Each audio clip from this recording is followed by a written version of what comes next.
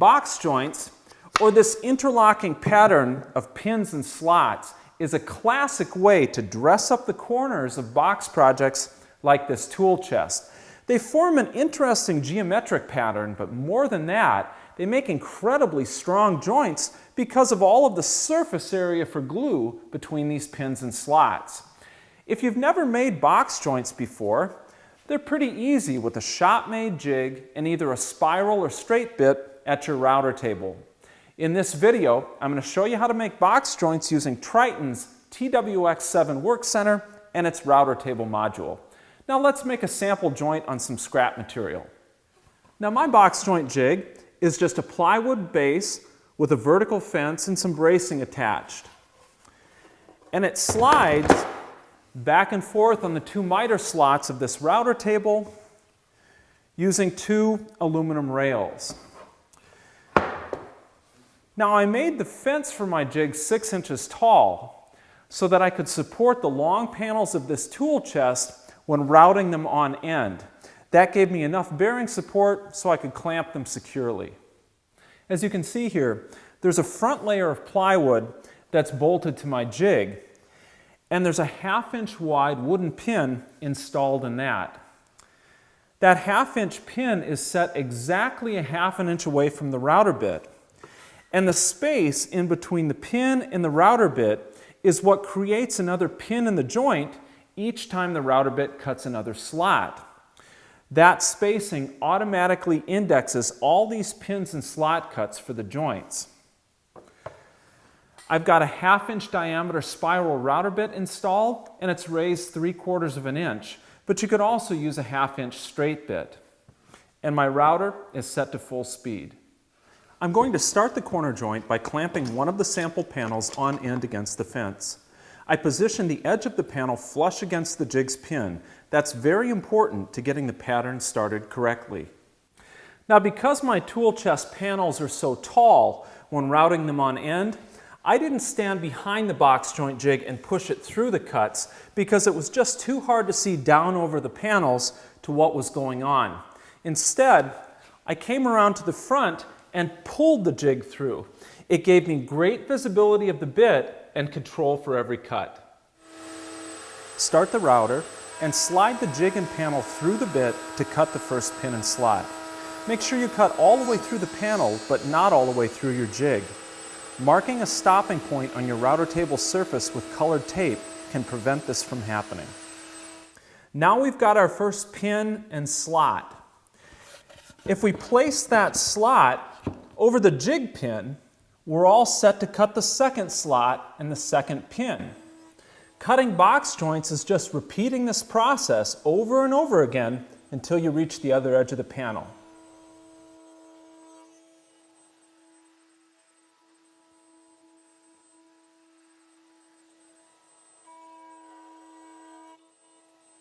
Notice on our first panel that we've got a pin along the edge, and that came about when we cut that first slot.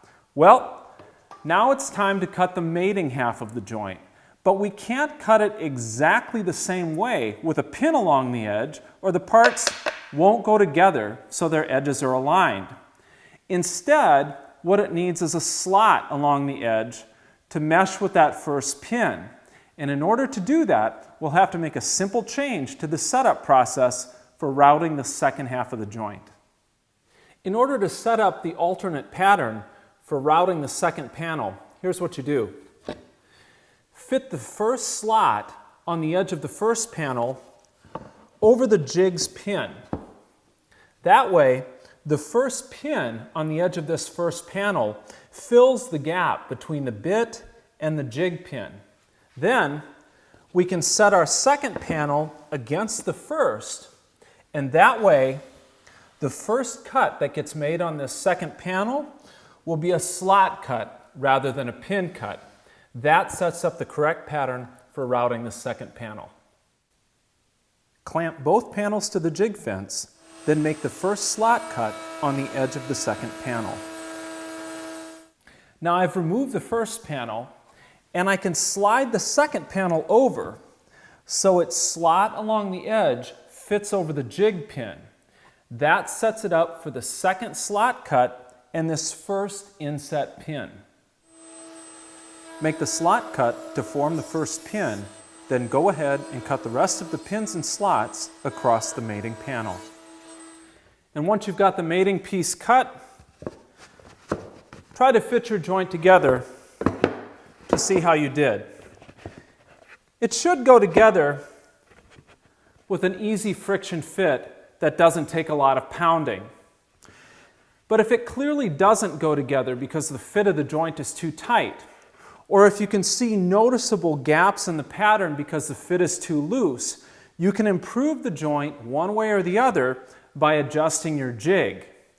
If the joint is too tight, it means the pins are too wide, so you need to move the pin on the jig closer to the bit to cut narrower pins. And if the joint is too loose, it means the pins are too narrow, so you need to move the jig's pin further away from the bit to cut wider pins to account for that. If you're using your jig for the first time, you should expect to have to do some tuning because it only takes the smallest amount of change to influence how these joints go together. Now my jig is pretty easy to adjust because when I cut the bolt holes in the fence for this front facing, I made them slotted. So I can shift this facing one way or the other a little bit as I need to and then tighten it down right where I want it when I get a good fit. Triton's accessory router table module with its extruded aluminum fence, micro adjusters, and a complement of feather boards can turn the TWX7 Workcentre into a hard-working routing system, whether you're routing box joints and other joints, or dados, grooves, and decorative profiles. Learn more about the system by visiting TritonTools.com.